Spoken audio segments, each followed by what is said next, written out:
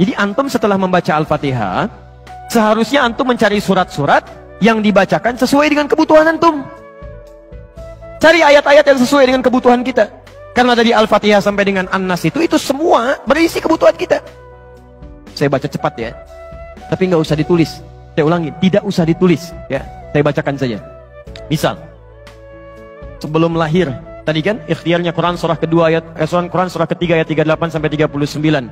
Keadaannya Quran surah 19 ayat kedua sampai dengan ayat ke-11-nya. Begitu dia mulai mengandung, bagaimana kandungannya supaya baik, Quran surah ke-7 ayat ke-189. Begitu dilahirkan, bagaimana supaya ASInya mengalir lancar, anaknya tumbuh menjadi anak yang saleh, Quran surah kedua ayat 233. Begitu usia 2 tahun ke atas, dia mulai belajar bagaimana supaya dekat dengan Allah, baik dengan orang tuanya, baik dengan tetangganya, Quran surah ke-31 ayat 13 sampai dengan ayat 19-nya. Kemudian dia mulai belajar supaya cepat menangkap pelajarannya, Quran surah 9 ayat 122. Supaya meningkat prestasinya, Quran surah 58 ayat yang ke-11. Kemudian dia mulai meningkat lagi pendidikannya, mulai mendapatkan teman-teman bergaul.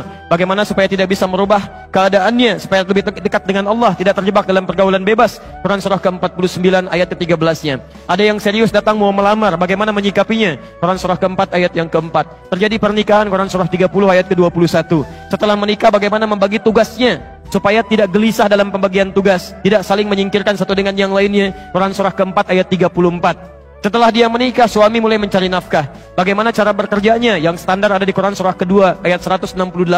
Kalau mendapatkan ingin yang lebih mudah lagi, Quran surah kedua ayat 172. Kalau belum berangkat, rizkinya sudah menunggu dia, Quran surah 7 ayat ke-96-nya. Kemudian dalam bekerja ini tidak mudah. Istri harus merawat anaknya, merawat rumah tangga. Kadang-kadang anaknya sulit diatur, mengatakan pada perintah ibunya, mengatasinya Quran surah ke-17 ayat ke-23. Itu dua-duanya sama-sama capek. Jangan dikira yang pergi ke kantor saja. Ibu pun merawat anak juga kadang-kadang ada rasa lelah. Bagaimana mengatasinya? Kalau lelah-lelah sedikit, itu ada di Quran surah ke-26 ayat ke-80. Kalau sudah mulai menjadi penyakit, bahkan kata dokter nggak ada obatnya, bagi Allah nggak ada yang mustahil. Quran surah ke-21 ayat 83 sampai dengan 84. Kadang-kadang Anda yang bekerja, ada orang yang tidak suka dengan Anda. Ada yang usil, ingin menyingkirkan Anda, menyungkurkan Anda. Ada perlindungan dari Allah di Quran surah ke-17 ayat 79 sampai dengan 81. Kalau ada yang membuat diri Anda tersesat sampai mengatakan, ya Allah kenapa dia begini, ya Allah apa nggak ada solusinya? Selalu ada. Amalkan di Quran surah ke-21 ayat 87 sampai dengan ayat ke-88-nya. Sampai Anda beraktivitas lagi, mendapatkan kesenangan hidup, harta mulai melimpah, Masya Allah, rumah semakin luas. Syukuri itu semua dengan mengamalkan tuntunan di Quran surah ke-14 ayat yang ke-7-nya.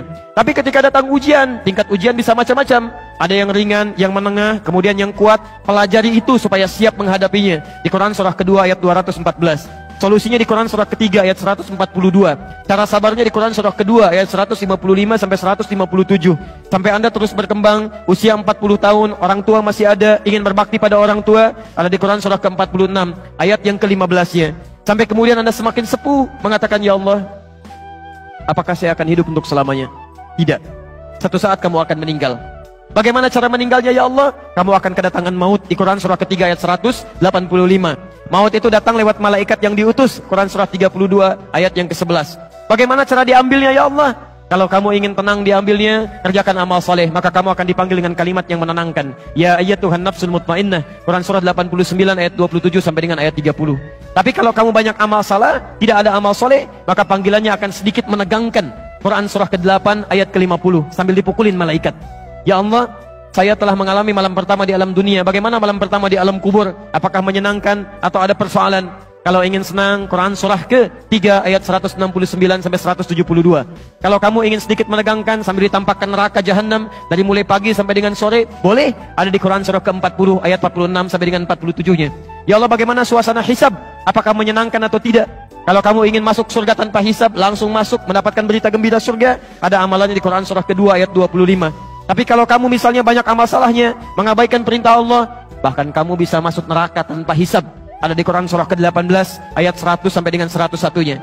Ya Allah, bagaimana suasana surga nanti, ya Allah? Ayo kerjakan amal saleh. Ada surga bersama Rasulullah tingkat yang paling tinggi. Amalan di Quran surah ketiga ayat 31, Quran surah 59 ayat yang ke-7, Quran surah 33 ayat 21. Ada surga yang di taman surga yang memberikan langsung Allah, bisa melihat Allah tanpa hijab. Quran surah 75 ayat 22 sampai dengan ayat 23. Ada amalannya di Quran surah ke-51 ayat 15 sampai dengan ayat 23. Ada surga seluas langit dan bumi. Kemanapun kamu beraktivitas tidak akan pernah menemukan ujungnya. Quran surah ketiga ayat 133 sampai dengan 134.